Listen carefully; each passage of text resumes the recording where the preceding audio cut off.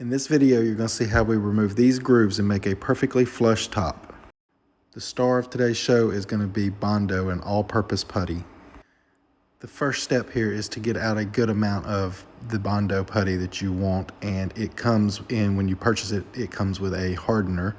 And what you want to do is mix about 10% or so hardener to your putty, and you want to mix it up very good. Our hardener here is blue. Sometimes it comes in white, sometimes it comes in red. I have no idea why it comes in different colors, but you get what you get. And you can see here, mixing it up very thoroughly. That's very important to get a good, nice consistency with it. Once you get your Bondo mixed up, depending on how much hardener you used, you have roughly about 10 minutes of working time before it gets too thick and will not spread out like this. But what we're doing here is we're just forcing the Bondo down into the groove, and you want to leave it a little bit high, as the Bondo will shrink a little and it will settle down into the groove some. So you really want to make sure that you overfill the top a little bit, and it will keep you from having to go back over again and again with it. At this point here, I started worrying that my Bondo was going to thicken up too quick before I could get it all applied, so I started moving really fast to get this applied.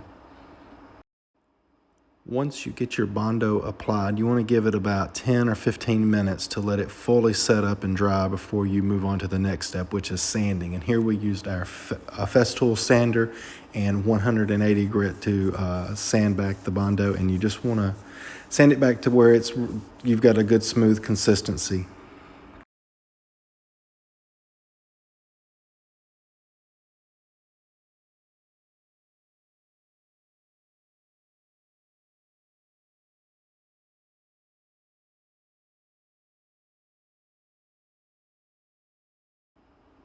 This stuff sands very well, and this is 180 grit that we're using here. We could have went a little more aggressive with a 120 to kind of speed up the process, but we were trying to not have to go back and sand with a higher grit at the end before we start applying a primer and a paint here. And we did not want to remove this finish that's on here completely, even though you'll see at the end there are spots where we did get it completely removed.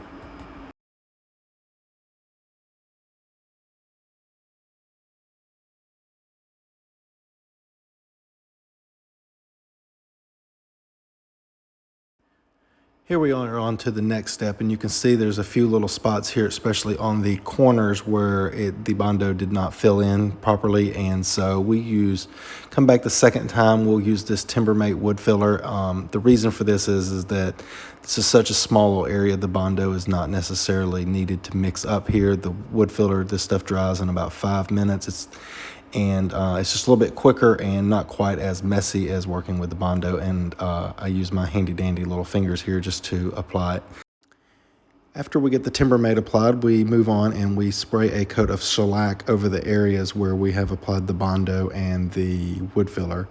This gives a good even surface. A lot of times the Bondo and the wood filler will like to kind of take in a lot of the primer and the paint, and you can kind of see the lines or where it's been applied, and this shellac gives you a nice even surface all the way through.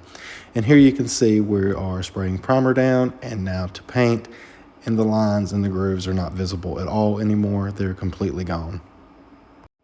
If you like this video and you want to see more tips, hit that subscribe button.